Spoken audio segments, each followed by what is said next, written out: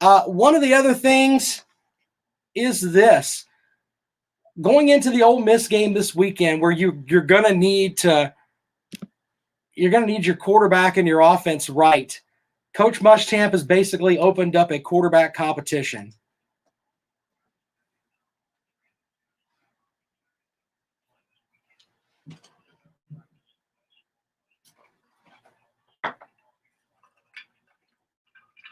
So with that, we don't know who the starting quarterback is going to be yet for South Carolina. It turned into a gong show, ladies and gentlemen. 803-978-1832, 803-978-1832 is the number to call if you'd like to join us on the rundown this afternoon here on Fox Sports Radio 1400. When I look at the South Carolina team from the other night, a couple of things that stuck out to me that made me want to just bash my head in.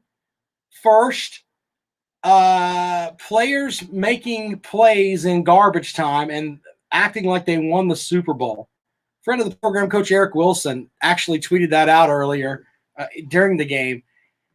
And it's like, wait a minute, let's make sure we understand. You're down 35-0, and you make a play against the second-string Texas A&M team, and you act like you've won the Super Bowl.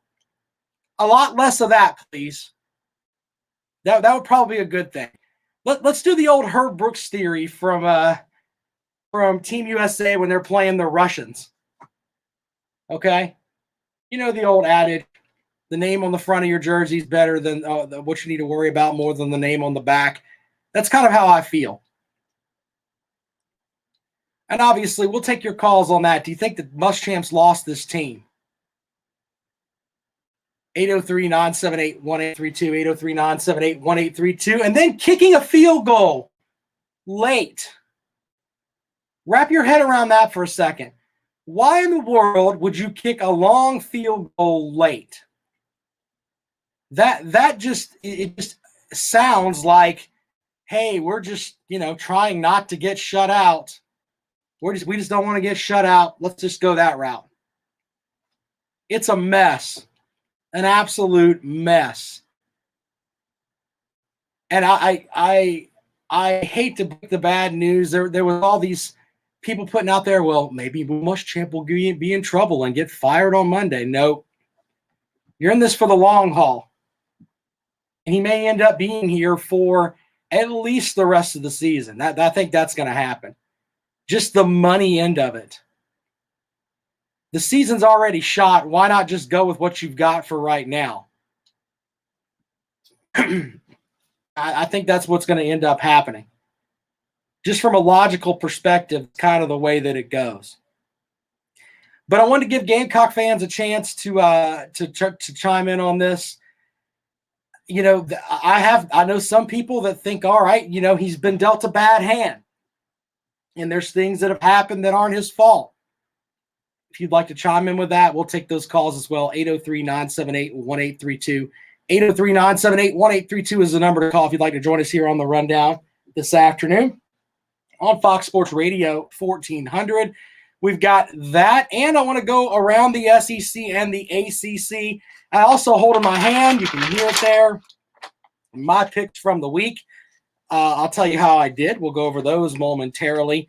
But let's start in the SEC. We've talked about South Carolina a little bit, and obviously we'll take your calls on that. But around the SEC this weekend, Tennessee and Arkansas. Arkansas came in as a 3-point underdog, and they looked really good in this game. The game could have been a lot worse as they went 24-13 over Tennessee. They continued, as far as goes, to pound a running game, which is not really being that very good. Eric Gray, okay. But through three quarters, Tennessee had a 4-to-1 run-pass ratio and just 13 points, and they only had 193 total yards. Even before their quarterback, Jared Garantano, got hurt, the Vols, they weren't letting him throw the ball. So there's that. So Arkansas was pretty much better just about everywhere. Had more than double the explosive plays. Felipe Franks in the offense put up amassed a 45% success rate. They were far better at scoring in Tennessee territory, coming away with 4.8 points a trip. So here's the crazy thing. I've been a guy that's been on the camp of, hey, I like Jeremy Pruitt. Sam Pittman may end up with a better record in his first year at Arkansas with, let's be honest, I'd say a meat and potatoes roster, an average roster at best. Probably one of the least rated rosters in the SEC, and he may end up better off. So you got to respect what that guy is doing. He truly is making something out of nothing down there at Arkansas. So congrats to the Hogs. And they may end up being, if he's not in the Coach of the Year discussion as far as the SEC, I don't. I know the guys with the SEC lower back tattoos and smoking jackets want to give it to Nick Saban every year, but the reality is that there's a guy in Sam Pittman who deserves some definite recognition for what he's done. All right, up next, Mississippi State, one of the ugliest games of the weekend, played Vanderbilt. Vanderbilt outgained the Pirate 478 to 204. Yet the Bulldogs had a 10-point lead in the final minutes. Vandy was 50% on third down. They held the Bulldogs to 31%. And what happens? Vanderbilt comes up on the short end, 24 to 17. This may be the last opportunity for either of these teams to get a win the rest of the season. It's just not very good. So, some more numbers here from the South Carolina game.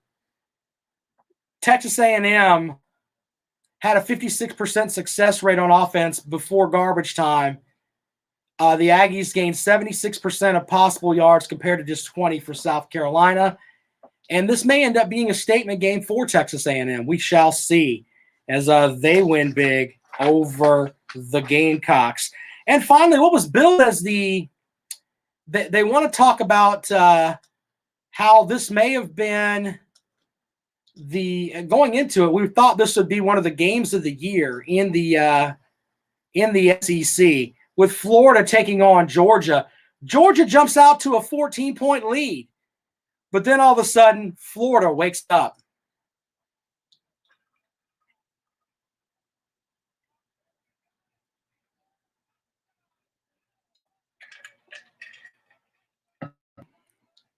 There you go. Florida radio on the call. And it got worse from there as Florida comes up big. In the victory formation, final play of the game, and the Florida Gators have beaten the Georgia Bulldogs in Jacksonville in convincing fashion. The Gators move to 4-1 on the year. The final score, Florida 44 and Georgia 28. There you go. Florida takes control of the SEC East. Here's my big thing on that. The Gators' offense was just brilliant. That's pretty much what it boils down to. I've said on this program, which, by the way, you can find out all of the stuff that I miss on and all the stuff that I hit on via the podcast, which is right there for wherever you download your favorite podcast, it's right there. Generally, I say a lot of dumb things. I admit that. But there are definitely times where I say smart things. One of the dumb things I said, though, was that Georgia has a good defense. They don't. I apologize for telling you that on the program and then you taking that home and maybe using it as a sports nugget with your friends because I was wrong.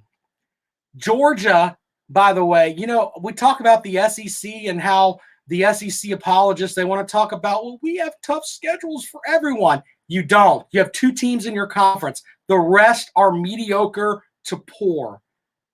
If you want to challenge me on that, 803-978-1832. Don't come at me with, but the SEC wins titles. You have two teams in your conference right now. You're no better than the ACC with Clemson and Notre Dame. Simple as that. You got a bunch of fours. All right? You got 2 9s and a bunch of 4s and then a bunch of 1s. That's what it basically boils down to for the SEC. Anyway, Florida looks really good. Georgia does not. Georgia, by the way, will not play another ranked team this season until they play, another ranked team until they play Clemson in Charlotte in September. It's just the way it works. The rest of their schedule is not very good, and they'll roll through that, and they'll be 8-2, and Georgia folks will be saying, "Man, you know what? We're a pretty good football team." And then they'll bash every other conference from the ACC to the Pac-12 to whoever for not playing anyone when they get their 8 wins over the lower level teams in the SEC. But anyway, Georgia, one of the biggest frauds in college football this year. Number 1 ranked offense in a number 1 ranked roster in the country. Not just the SEC, the entire country. They have the best roster according to 247 Sports. There you go. So with that, what happens? Well, now Florida moves on, and it's going to be the Kyle connection with Florida, the Florida Gators. So we'll definitely be watching as they look to square off with Alabama in the SEC championship game. By the way, one other note, and this is just one of those other things that I had percolating in my head today. If you follow my blog page at foxsportsradio1400.com, full story up there about how this weekend's game between LSU and Alabama may be in doubt. What? Yeah, that game may be in doubt, and I'll tell you why. According to Coach Ed Orgeron, COVID-19 is making problems with his team. Multiple players, including starters, will be unavailable, Ed Orgeron said today. Some had tested positive, while the majority are out as a result of contact tracing. The school's been in contact with the SEC. Orgeron called it a fluid situation, and he said it's going to be challenging with the guys that are out. Ross Dellinger reports that their outbreak comes from a party around Halloween, and because of contact tracing, has put the Tigers close to that SEC's 53-man threshold to play. The team, of course, is thin at defensive back and quarterback. Orgeron was asked if punter Zach Von Rosenberg will play quarterback. He laughs and said he put some scout team last week, but, of course, he's their punter. So, COVID-19, thanks a lot. We may not get an LSU-Alabama game this year. I've done with COVID, man. 803-978-1832. We'll talk ACC when we come back. You're listening to The Rundown. This is Fox Sports Radio 1400.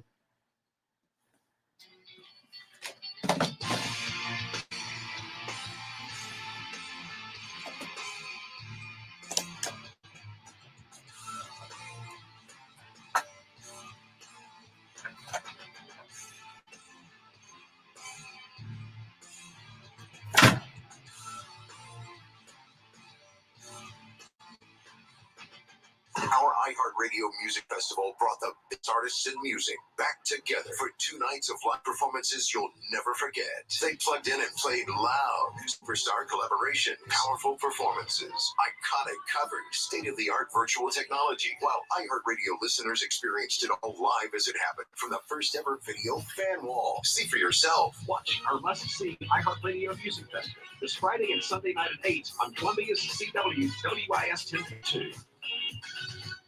Introducing the latest Hardee's Angus Burger redesign. Specifications include juicy 100% black Angus beef, new thick-cut pickles for increased crunchiness, ultra-fresh lettuce for maximum crispness, melty cheese that delivers ultimate flavor satisfaction, all stacked between a new premium potato bun and savory signature sauce. The new Icon Angus Burger, part of the new Angus Burger lineup at Hardee's. Indulgence complete. Feed your happy. Available for limited time at participating locations. Price and participation may vary. Hi, I'm Alicia Kaufman-Quinton. My daddy, Billy Kaufman, opened Kaufman's Meat Plant at our present location in 1955. My family still works hard every day to ensure fresh quality cuts of beef, pork, and poultry. How about a tasty T-bone, ribeye, or New York strip steak? But to order at Kaufman's Meat Place, just look for the signs near the intersection of US 1 and I-20 in Lexington. Call us at 356-0076 to place your order. Kaufman's Meat and Place, when you want the very best your money can buy. Want to hear something amazing? Discover matches all the cash back you earn on your credit card at the end of your first year, automatically, dollar for dollar. with no limit on how much you can earn. Extra cash? Come on, how amazing is that? In fact, it's even more amazing when you realize all the places where Discover is accepted. 99% of places in the US that take credit cards. When it comes to Discover, get used to hearing yes more often. Learn more at discover.com/yes. 2020 Nielsen Report. Limitation apply. Welcome back to The Rundown. Follow Rob on Twitter at Rob Sounds Good. Just come see me when you get a minute.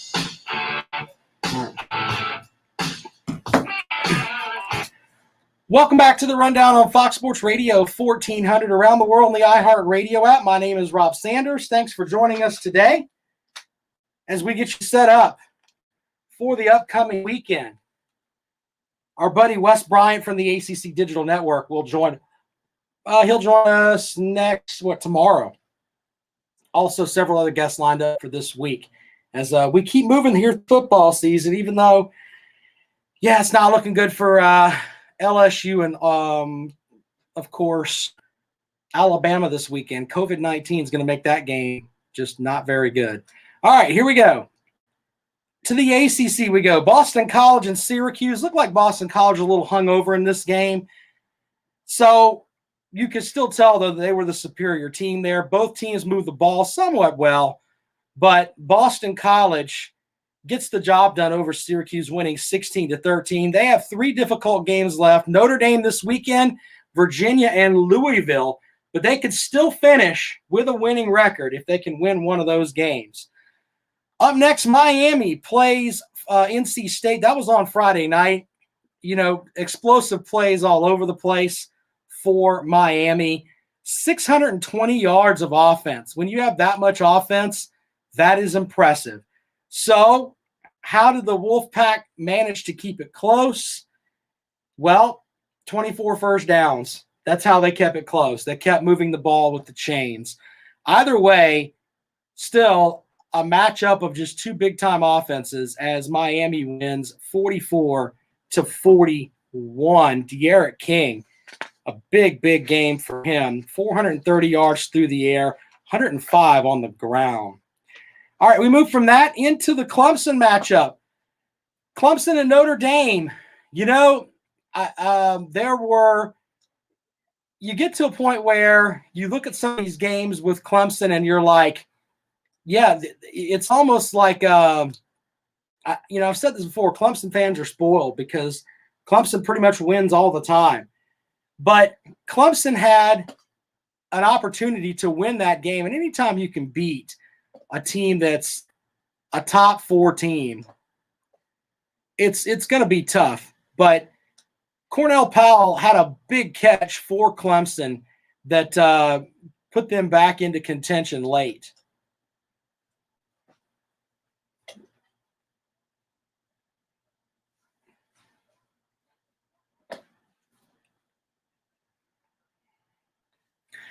There you go. The game takes 2 overtimes, but in the end, the Notre Dame defense comes up with some big plays, and they get the win.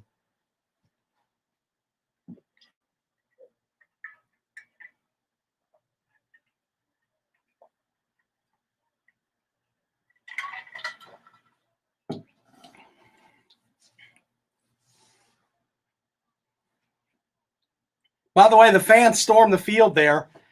The COVID people were like, I say the COVID people, but if you've, for somebody that is taking coronavirus seriously, wow.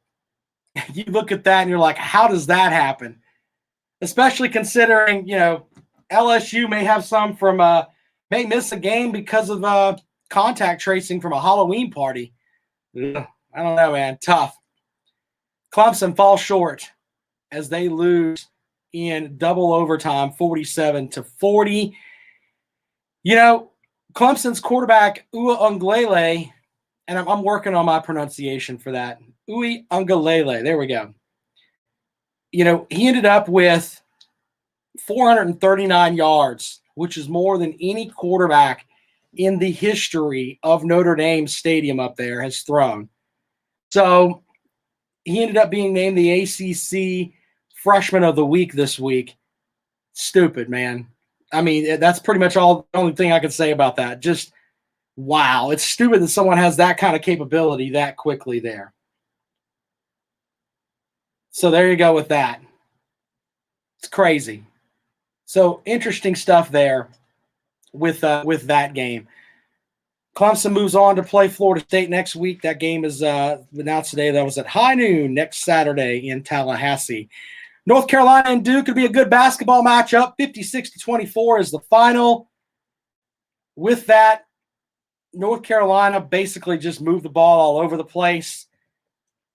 UNC scored touchdowns every time it touched the ball in the first half. When that happens, you generally win a lot of games, and that's kind of what happened here. So, yeah, North Carolina brings themselves back to where we thought they were going to be at the beginning of the season. Pitt played Florida State. Pitt wins big. They get Kenny Pickett back after he missed several weeks with an ankle injury, but you know what? It was just domination there as Pitt wins big over Florida State. Pitt's defensive line piled up 14 tackles for loss in just 76 plays that they faced. So basically every fifth play was a loss for Florida State. Jordan Addison had a big day, 11 catches, 127 yards. So, yeah, interesting stuff there. One final game here, and this is when I look at this, you kind of makes you laugh just a little bit. Liberty played Virginia Tech. Virginia Tech, they were doing what they needed to do to win the game, but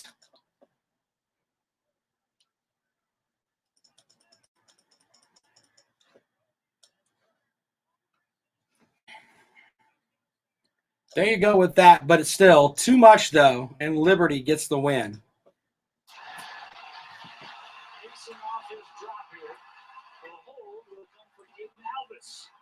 Away the kick, it's got plenty of leg, and it's good from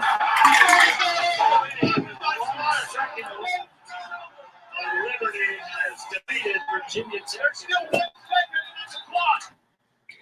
Yeah, lots of pandemonium there as Liberty does get the win over Virginia Tech.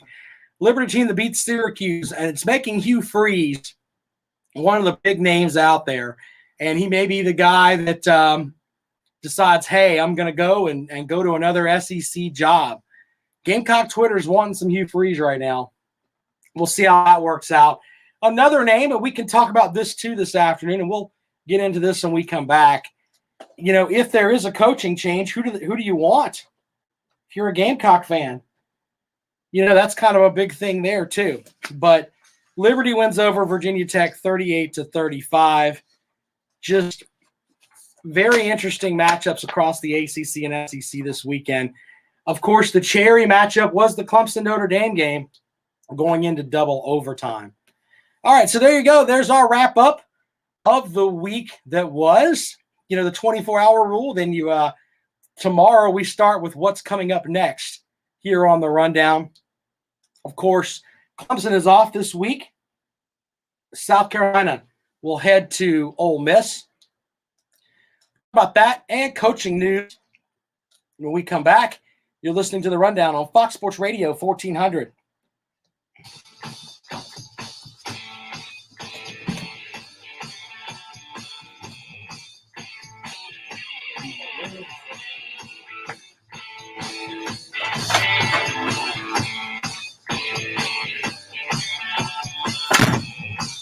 So Thanksgiving is coming. Do we invite company or not? Do we do the big meal or not? Thanksgiving, like most things this year, is going to be different. But one thing I know for sure is that I want an incredibly healthy home and clean carpets. That's why I call Zero Res. Their patented cleaning process uses powered water technology for a superior, longer-lasting clean and no harsh chemicals. Right now, get 3 rooms of carpet clean for only $129. Mention me on this station, you'll get a whole week clean free. Call 803-262-4020 or book online at ZeroResColumbia.com. This is Doug Gottlieb. Here's what's trending from the iHeart Sports Network. Presented by the Men's Clinic SC.com. The SEC office announced today start times for the 9th week of the regular season SEC. South Carolina, Missouri, Saturday, November 21st, kickoff 7:30. ACC also revealed their start times for November 21st when Clemson visits Florida State and Wake Forest travels to Duke. Both games kick off at noon. NC State hosts Liberty. That's at 7:30. And Clemson QB DJ Uyunglele was named the ACC Rookie of the Week with a second century. What's up, brother? It's Kelly Nash with great news. If you're a guy suffering from brain fog, sleeping problems, or less drive, we now have the Men's Clinic in Irmo. The medical team runs full labs and then gets a plan designed just for you to get back to your old self. 803-875-MENS or themensclinicsc.com. Want to hit a home run with your smart speaker? Just say something like this. Alexa, play Fox Sports Radio. I want my stuff together today, man. Radio. Well, welcome back to the Rundown on Fox Sports Radio, 1400 around the world on the iHeartRadio app. My name is Rob Sanders. Thanks for joining us here today. You know, there's a lot of folks that are in the camp of they're off of the Will Muschamp bus. If you're feeling that way, you know, you got to think about who you want to replace him. You can't just go and say, you know what, I'm just tired of the guy, but who am I going to get to replace him? Because you don't really know, you know, and you don't know who's available. That's kind of the big thing too. So when I stop and look at this stuff, I start to think about who would really and truthfully be a good fit for South Carolina. And the reality is that there are several guys that I think would be good. You know, one of them is a name that you don't hear much about, but he's putting up numbers, and that is Jamie Chadwell down at Coastal Carolina. I'm not saying he wants to leave there. You can make the argument that he hasn't done enough yet. But with South Carolina, you may have to come into this thinking, you know what? Try to grab somebody that's really young. Some other names that are out there that I've seen that fans like, Will Healy up at Charlotte. Fickle. People like Coach Fickle a lot. PJ Fleck. Maybe I'm reaching a little bit there with that one. But Sean Elliott is another name that comes up. So, Gamecock fans, who do you want if you're off the Muschamp train and you're thinking, all right, who am I going to get? Which way are you going to go? Who would you like to take over the program? 803-978-832, 803-978. Well, 1832 is the number to call if you'd like to join us on the Rundown this afternoon here on Fox Sports Radio 1400 around the world on the iHeartRadio app. Those are some of the interesting names there. Everybody wants basically what Sam Pittman's did at Arkansas. He's going to end up with probably more wins than Tennessee has. Just saying. So, or what Eli Drinkowitz is doing up at Mizzou. Just someone that has some fire. But I think for me, when you hear comments like what Coach Muschamp said at the end of the game, this comment kind of hit me in the face just a little bit. I hope they're pissed off, and that's fine. And in the last two performances, I don't think there's any doubt they should be disappointed with how we played and performed and how we coached. We're going to continue to work, and we've had success here. Our first 3 years as a tenure, we had won more games than any other coach did in here, and we plan on continuing to have success here.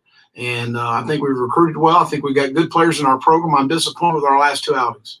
Okay, but with that, this is your fifth season, so you can't talk about 3 years ago and think that that's going to just weigh with everybody else. And let's be honest, it's not like you've won championships.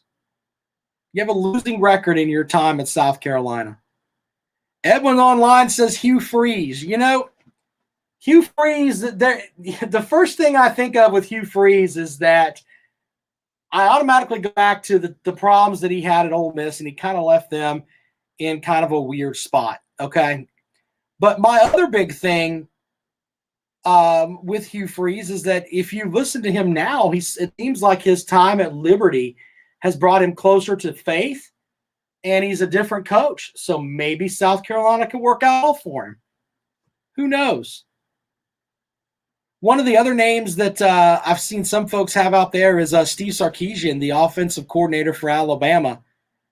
You know, maybe I'm just one of these guys that I look at Nick Saban's coaching tree and I'm like, okay, it's just all right. I'm in the camp of I'd go with someone that's young, different, off the wall, that's going to do things that's going to anger people. And what I mean by that is that they're going to go to their own tune. And then you got to give that person at least 5 years, at least. Because I do think that South Carolina's team has talent, but you're going to have to implement whatever system they bring in here. But I do think that a new voice could be very, very good for the Gamecocks. On the defensive side of the ball, they're going to be really good if they can get those guys coached up correctly and in the right direction. But the reality is that offense is just wow. The other stat that bugged me from the other night, 13 touches for Harris, the running back for South Carolina, who's looked upon by everybody as probably their best skill position player. But yeah, we're only going to get him 13 touches because getting him more would make too much sense. Why would we do that? I mean, that's when you're watching this game, that's what you see with this stuff. Justin Hall and I sit in separate studios. He's in one room, I'm in another, but we can see each other through a window. And we're looking at each other every time and we're like, how is this happening? The simplest of things seem to hurt this Gamecock program. And I can understand why there are some people that are completely out of it. And they're like, you know what? This is not good. Will they win another game this season? I don't think they're going to be favored in any game except the Mizzou game. And they may not be favored in that one. They're an 8-point dog already at Ole Miss, which this Ole Miss team has absolutely no defense. None. Okay? This game, whatever the over is, I would take it because Ole Miss is going to put up points. This game could be like 56-42. It could be that type of game. So, yeah, there's that. But after that, what do you got? You got Mizzou, and then you got Georgia, and then Kentucky. I think they're favored in the Mizzou game. That's it. That's it. 803-978-1832. 803-978-1832 is the number to call. If you'd like to join us on the rundown here on Fox Sports Radio 1400, around the world on the iHeartRadio app. We'd love to get you involved today with the program. You can also watch us on Facebook Live. Just look for the Rundown with Rob. And you can find the show on YouTube at Rob Sounds Good. You can watch it later on over there. I'm also on Twitter at Rob Sounds Good. Check that out. Commentary, some of it is silly. Lots of times I retweet the Iron Sheik because the Iron Sheik is my bubble interview guy. I want to interview that guy. It's like a dream to interview the Iron Sheik. Ask him all the questions everybody else has asked, just so I can say I got to interview the Sheik. All right, out to the phones we go. Good afternoon, and welcome into the Rundown. David, what's up, brother?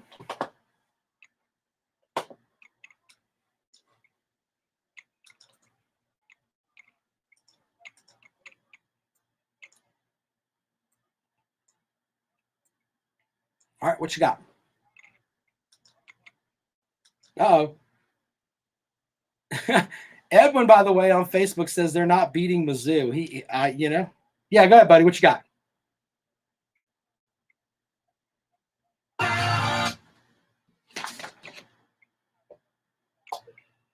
At the end of 5 years, Steve Spurrier had 31 losses. At the end of 5 years, Lou Holtz had 32 losses. Brad Scott had 32 losses. And Corky Woods, who only coached for 4 years, had 28 losses. So he's right where everyone is. He's not any worse. He's not any better. He's literally right where everyone else is. So take it because that's who they are, and be happy they have a guy consistent. Yeah, okay. I mean, I'm with you on that. It makes sense to me. I I just think that when I stop and look at this team, I just think they should be better. Does that make sense?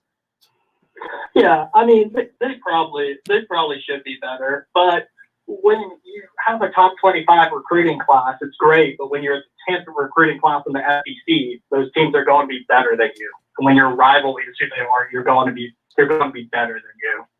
Yeah, it is what it is. Well, who would you pick if you were hiring the new coach, man?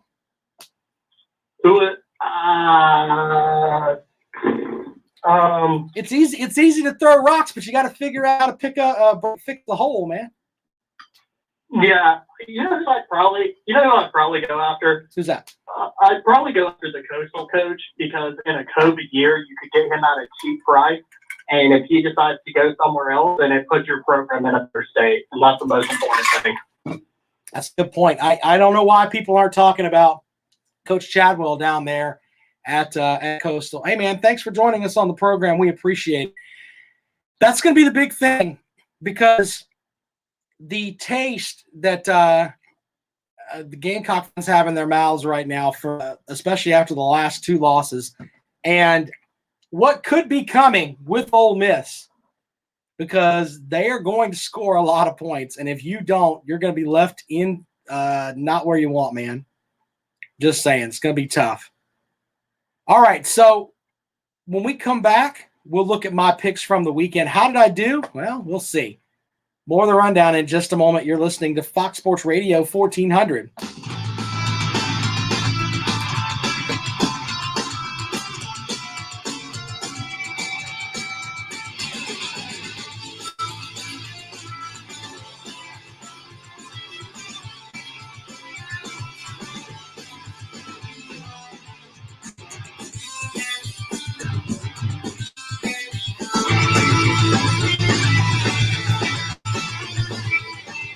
Welcome to Zip Poll USA, Girl Power Edition. For the latest opinions, direct from the Zip Poll USA app, here's Christina Saffo. For the first time in more than 20 years, it appears that the D.C. Council will be majority.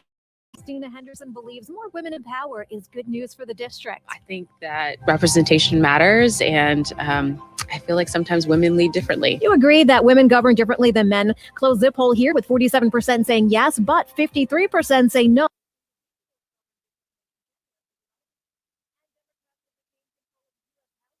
I agree with you, Edwin. I don't know what game they're going to win. I mean, make an argument for Kentucky. Kentucky plays defense. That game, by the way, is going to be the worst game ever. First team to score 10 points wins because Kentucky is terrible.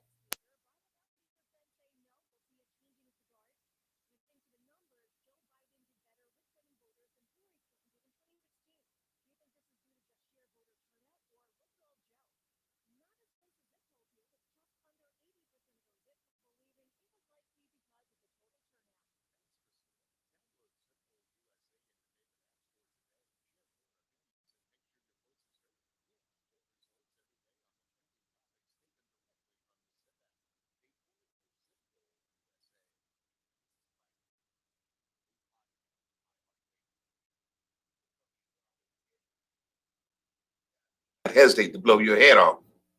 This story from Atlanta, Georgia has been reported for 50 years, but now for the first time, you're going to hear what really happened from the people who lived it. iHeartRadio is #1 for podcasts, but don't take our word for it. Find Fight Night on the iHeartRadio app or wherever you get your podcasts. Fox Sports Radio 1400. Online at foxsportsradio1400.com. On your phone with the iHeartRadio app and on hundreds of devices like Alexa, Google Home, Xbox, and Sonos. An iHeartRadio station. Welcome back to the Rundown on Fox Sports Radio 1400 around the world in the iHeartRadio app. My name is Rob Sanders. By the way, it's Masters Week. I'm used to saying that in the spring. I'm so used to being able to get jacked up for Christopher Thompson, our sports director, who, by the way, normally when we don't have a COVID year, he has the absolute worst job ever. He gets to go and cover the Masters for our fine station here. I cry so many tears every time I hear him doing updates from Augusta. I just stunned. we'll keep you up to date on the Masters this week. It's going to be interesting, to say the least. All right, so let's roll along here. Some college football picks. This is from last week. Let's see how I did. Miami and North Carolina State. Miami was giving up 8 points. Yeah, that is a loss. Sorry. BYU and Boise State. I took Boise State -3 at home. You stupid Smurfs. You ruined it. How could you get beat that bad? Loss. Army and Air Force. Looking at this game, of course, with that game, I'm trying to find I'll make sure I've got the exact correct score. But Army played Air Force, and of course that game was postponed, so I get nothing on that one. That's good. Pitt and Florida State. I took Pitt. There you go. There's a win for Rob. The next matchup, Liberty and Virginia Tech. I was getting 19. I took Liberty. That puts me at 2-2. Boston College. I thought they would win by 14 over Syracuse. They did not. Put me at 2-3, but I rally with North Carolina. I took them -10. 3-3 in my big set of picks here. Ohio State was a 37-point favorite. And, I give Ohio State a lot of crap, but in reality, Ohio State, they are a good team, but they only beat Rutgers by 22. So Ohio State, better team, good teams are good, better teams cover. Oregon, they opened up their Pac-12 season. I picked them to win over Stanford. They looked like they had a little bit of problems there, but in the end, they pick up the win. They were giving up 11.5, and they covered. So that puts me at 4-4 on the week. Not bad. Appalachian State, of course, their matchup. I don't know why I picked the Appalachian State matchup, but they were playing Texas State. They were a 17-point favorite. They win by 21. Rob was 5-5. There you go with that. Florida and Georgia. I picked Florida because Georgia is hot dog water. That puts me at 7-5. There we go. The next matchup, South Carolina. I took Texas A&M to take the win by more than 8. That puts me at 8-5. I took Notre Dame to cover, and they won. This is actually a pretty good week for me. 9-5 so far. Final matchup, Tennessee and Arkansas. Thanks a lot, Tennessee. Won't be picking you anymore. My pick's not bad on the week. What was it? 10? I got 10-6. So not bad. Not bad at all. Over 50%. I think I'm at like 54% for the year. Stay tuned for more winning picks on Friday. Someone tweeted at me the other day, Rob sounds good. Sometimes your picks are good. Sometimes your picks are bad. Yeah, I know. I look at every game, though, and I really try to think what's going to happen there. But, yeah, 10-6 is not good. Jimmy says, in this day and time, South Carolina would be foolish to change its coaching staff with games being canceled and rescheduled. This could be fiscal suicide. A fiscal suicide. I agree with Jimmy. Jimmy makes a lot of good points, and he's right. You have an opportunity to I don't think replacing Muschamp right now, if you're going to do that, is going to make a lot of sense. It just doesn't make sense to me. Go ahead and let him finish out the season. There's already people talking about this is the season that time forgot. You may not have an LSU Alabama game this week. Full story for that's up on the blog page at foxsportsradio1400.com. The C word is getting everybody. Don't go to Halloween parties because contact tracing may keep you from playing later on. And that's what happened with the young men from LSU. Now, they may end up having enough players, but they may not. Either way, wow, it's going to be tough. 803-978-1832. Getting back to the Muschamp thing, though, let him finish out the season. I think the buyout goes down after this year anyway. Yeah, let's finish it out. And I'm still of the opinion that coaches should do, and I know this sounds like I'm just completely off my rocker here, but players should be allowed to transfer one time without any penalty. And with that, coaches should get 1-year contracts. Do like Jerry Sloan used to do when he was with the Utah Jazz. He would go in and meet with the owners. They'd have a handshake deal for a 1-year contract. And they respected him so much for that. It ended up not putting their franchise into this, spot where they're stuck with somebody for a long period of time, even though they loved Jerry Jones at the end. And throughout his career there. Still, the big thing, it comes down to the fact that you've got the ability to go in with a 1-year deal, and then if things go bad, you can make a change. Because I don't know what goes on behind closed doors, but I think there's a lot of people that are in the upper levels of the athletics department that may not want Muschamp where he is right now. Now, all of that can change, by the way. Winning is the best deodorant. You've heard that phrase before. Muschamp goes out and wins these last, 3 games, 4 games? Stand by. Wins the last 4, then what do you got? You finish 6-4 on the season. 2 wins in a row over Georgia. A win over Auburn that's never happened since 1933. Then what? So if you are Muschamp, though, you got to think, man, I've got to do everything in my power to make sure that we at least look respectable in these last 4 games. They're not going to be favored with all of them except Missouri. But if you go down and you lose by a field goal at Ole Miss, come home and win against Zoo, play well against Georgia, and then roll it out with Kentucky, that may go a long way with the fan base. But right now, there's just a sense of desperation after 2 blowout losses that just make you look silly. It looked like the Gamecocks didn't belong on the same field with either LSU or the team from Texas A&M. Who's going to be the starting quarterback? We'll follow that throughout the week. Muschamp did say in his teleconference last night that it'll be the end of the week before we know who the starting quarterback's going to be. You want to talk about the Disney movie? We talked about everything that Ryan Helinski's dealt with throughout his life. If he comes in, wins that starting quarterback job, and goes and finishes 3-1 this year, trust me, that is a Disney movie type finish. All right, tomorrow on the Rundown, Wes Bryant from the ACC Network joins us. We've also got several guests planned throughout the week. We'll have a look at Ole Miss and a look of the follow at the rest of the SEC. Alabama and LSU, a big matchup there, if it can happen. We'll keep you up to date on that. Teddy Hefner's on in the morning, 9 to noon. Lawton Swamp follows me here shortly with Clemson Sports Talk. This is The Rundown. You're listening to Fox Sports Radio 1400.